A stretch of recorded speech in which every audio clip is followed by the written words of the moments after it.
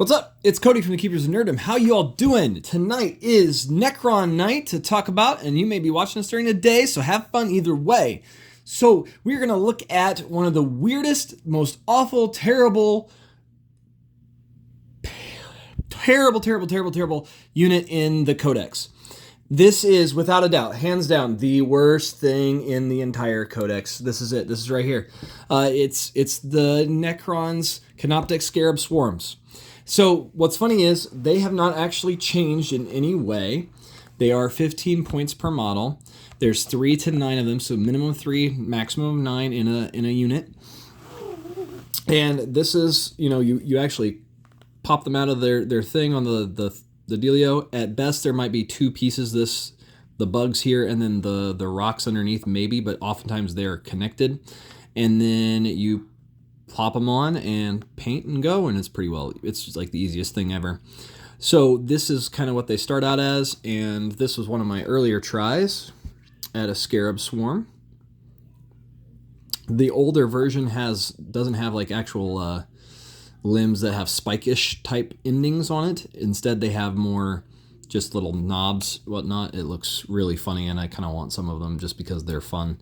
But this is where I ended up with on design. Something very simple and elegant. And see if we can get that rock in the base there. Tried to make sure that the rocks were painted pretty good. But first off, the reason I say this is when you first pick up Warhammer 40k, especially like the Recruit or Elite or Command Edition boxes, they will give you some very basic data sheets for this stuff. And they won't explain, they explain how to play the game, but they won't explain exactly how to do certain things in the game. And so when I first got into Warhammer 40k, I immediately went, what is the purpose of these? And I started watching videos. Everybody's like, these are so amazing. Always use these, always use these. But they didn't always necessarily explain why, because it was this assumption of you already know if you're playing Warhammer 40k. And once we actually started playing the game and got past the basic data sheets into this stuff, into the reality, it didn't necessarily change these guys as far as majorly massive changes, because I think they still had the very basic stuff on there of, hey, you still auto wound on 6s if memory serves, but there's just more to the story once you understand that you're trying to take objectives, and there's key things here. And so I initially thought these are some of the worst things in our codex, only to discover these are they still to this day are my least favorite thing to field, but yet I love seeing them on the board because they look really pretty when you get them done. But I hate fielding them because you just know that they're going to do the one thing, but what they do very, very, very well. And let's get into it. This is a fascinating thing. They've become more and more enjoyable to me, but it's also when you realize what they do. They just do one thing, and they do it, ironically, super, super well. So let's talk about the Canoptic Scarab Swarm right here. Their lore is Canoptic Scarabs attack in skimming swarms. They descend upon the enemy with high-pitched chitters before breaking infantry and tanks alike down into raw energy with their feeder mandibles. Often attacking as the first wave of Necron assault, these mechanical insectoids spread fear and destruction. Overall, totally agree, totally get it. When you start realizing what they do and what they're good for, they are a bit terrifying, but not in the sense of they're going to kill everything. What they're going to do is completely control an area in a crazy way. So let's just run through it. Again, they're 15 points per model, right? 15? That sounds right, yeah. And this is where it gets interesting, because first off, there's minimum 3, maximum 9, Canoptic Scarab Swarms. Their movement is 10 inches, okay? These little guys can go crazy fast. And ironically, they do have the fly keyword, so they can actually move over different things and obstacles. And it's rather fascinating because of that fly keyword. Very, very helpful. And they don't have to like count upward movement into their equations for stuff. Now, they have a 4+ weapon skill. And when I first saw it, I was like, why would we ever take these things? This is bad. This is really bad. Why in the world would anybody justify anything with this? And it only gets worse. Their strength is only 3. Their toughness is 3. And then something weird happens right here. And this is where things start changing. Their wounds are 4. So every Scarab Swarm, those multiple models on the base, those are actually represented in the wounds. And so it's saying, no, this is a swarm and there's a lot of them. They're not very strong, they're not very durable, but there's a lot of them. And so they have 4 wounds. Now, the other thing that they also have to represent that there's multiples on here, they have 4 attacks per model. Now, if you run an entire squad of these, we are talking about 36 attacks if there's 9 of them, okay? This is a big thing. It's 36 attacks. Now, we'll see, the attacks are not great, but it's still 36 attacks. Their leadership is 10. They will almost always pass that unless they get knocked down in like one turn down to 1 model, and they save only on a 6+. Again, another negative. And so when I first looked at these things, I was go, why would anybody use these? Because it doesn't seem like things are working. This does not make sense. And then things get just fascinating as you realize and you play the game that you're objective-based gameplay. And what I mean by that is this, that you are headed towards the objective and you must control it. And there are custom dynasties that you can use, like you can make these objectives secured. And because of their so fast movement and they have so many wounds, they can sit on something and just not die. They just stay. Even though they're dying, they're going to die. You know it's going to happen. The idea behind them is cheap wounds that just stay on the board for a really long time. We'll talk a little bit further about how that happens as well. Their attack weapon is feeder mandibles. They only have melee. They have no range, okay? And only on a 4+. So you just have to keep that in mind. 0 AP, 4 attacks per model on this. This is pretty cool. Damage 1. But each time an attack is made with this weapon, an unmodified hit roll of 6 automatically wounds the target. So if you hit on the 4+, then and you roll a 6, then all of a sudden, you don't have to do the wound. So their strength is only 3, so often they're going to be rolling a 5 and 6 against stuff at least. Potentially even, if it's a 6 only. But this auto wound thing is fantastic. And I had a roll just the other day where there was 4 models still left, and there was like 5 or 6 6s that popped up, and it was a lot of auto wounds. It was nasty, and they got through, and they actually killed a Space Marine, which was just a really cool visual that they like swarmed over him and just ate him alive. It was crazy. And so the abilities that they don't represent, especially on the starting boards, is this living metal. So they actually regenerate 1 hit point at the beginning of your turn. And it's not great, okay? You're not playing them for that, but that 1 extra hit point may make the difference. And I've seen it happen. It's insane.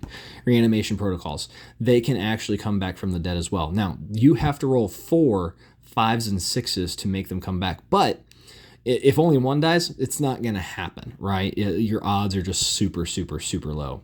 Technically, it could, but not good odds, right? What's interesting, though, is say you're running a pack of 9 and 6 of them die. Guess what? 1, maybe even 2 are coming back that turn more than likely. And all of a sudden, all that work that they did, 4 to 8 wounds are coming back on the board and still protecting an area. And that's important with these. These things, they're so bizarre because of what they do.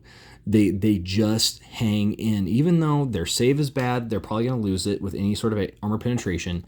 It's this whole idea of just cheap wounds on the field to also their synergy. This is where their synergy comes in. They are just a blocker for other things. You have Necron Immortals behind them firing, or Tomb Blades, or Catan Shard. These things will protect them from those hits, like especially, say, the Psychic phase, they can protect it because a lot of the Psychic stuff has to target the closest. And so these guys will run cover, especially if you're just using Smite. So this is a big deal. They are so fascinatingly simplistic, and yet in their simplicity, amazing. Now, command protocols give them the ability to gain all the things that every Necron unit gets, but they are not core. So you just have to keep that in mind. They don't actually get core, and so they don't always get targeted by certain abilities. And quite frankly, it's okay. It's not a big deal. These are actually the command protocols, and you have to choose one every turn, but actually now you can choose one to be on permanently for the entire game. And if you choose that dynasty, you can have both abilities from it because you have to choose a directive from each of these as you go. And that's really interesting part of the game.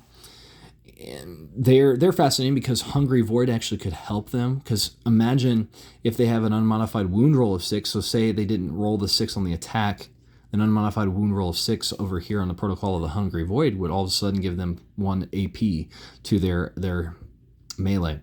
And that's really interesting. Or if they made a charge move this turn, they could actually get 1 to their attack strength for their attacks. And all of a sudden that's a 4 strength instead of a 3, which could actually make them hit at 50-50 rather than just 5 and 6s, against on the wound roll. So let's talk for just a minute about stratagems with them. They have at least one I want to draw your attention to that is fantastically fun, little obnoxious thing. Self-destruction is 1 command point to use. Use the stratagem in the fight phase when a Canoptic Scarab Swarm unit from your army is selected to fight.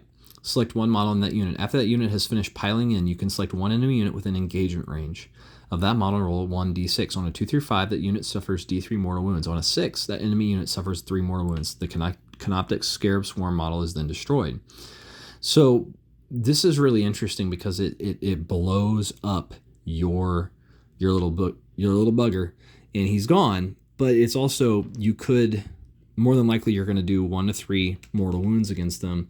And mortal wounds are things that they can't necessarily block, whereas these attacks, they're probably not going to go through. But the ironic thing is, you're not actually playing these little guys to do damage. They are straight up there for... Oh, that's interesting. Very interesting. Okay. They're there to block shots and to take the hits and keep the objective secured so that way your other stuff can do what it's supposed to do. Therein lies their gifting, their amazing abilities. It's fascinating to see them with this. And here's another one just for an example. If you took Novak, the close range faction, you could use this in the fight phase when a Novak unit from your army is selected.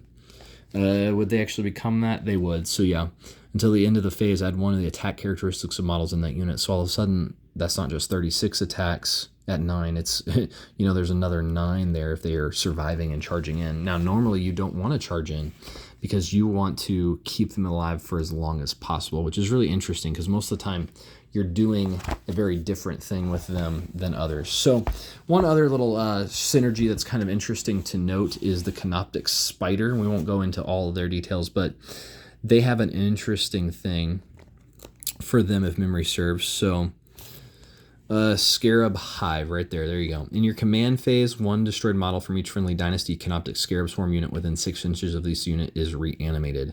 Each unit can only be affected by this ability once per phase. So you could actually, with a Canoptic Spider behind them, actually continue to reanimate the Scarab Swarms, and imagine how frustrating that would be whenever they just keep coming back, and they're not going to do much damage, but they're just going to keep you away from other targets.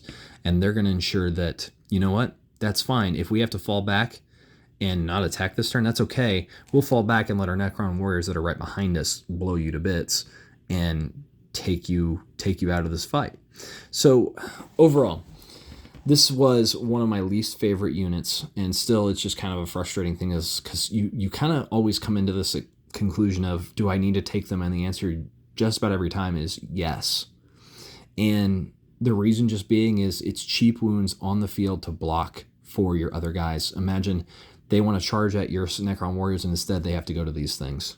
I would much rather them killing these things than my Necron warriors, even though they could resurrect. So that way my Necron warriors for the next turn can resurrect and keep going, because they probably already got hit from the shooting phase anyway. These are fascinating, and they're also very low to the ground model, so they can hide behind things that other things cannot. It's fun getting these back out and looking at them, because they're one of the easiest things in many ways, the Necrons, to paint, but they're just fun. They just look really good, and even just at a simple paint job like this, you know, because if you look underneath here, I just literally blacked it out underneath because I wanted it to be, this is what you're going to see on the field anyway. So let me know down in the comments below what you think of the Scarab Swarms. Do you ever, not take them? Is there something else that you actually prefer over them? I don't know that there's something really that just takes their place very easily. So let me know down in the comments below. I've been Cody from the Keepers of Nerdom. Have a great day, and I will talk to you later. Bye, y'all.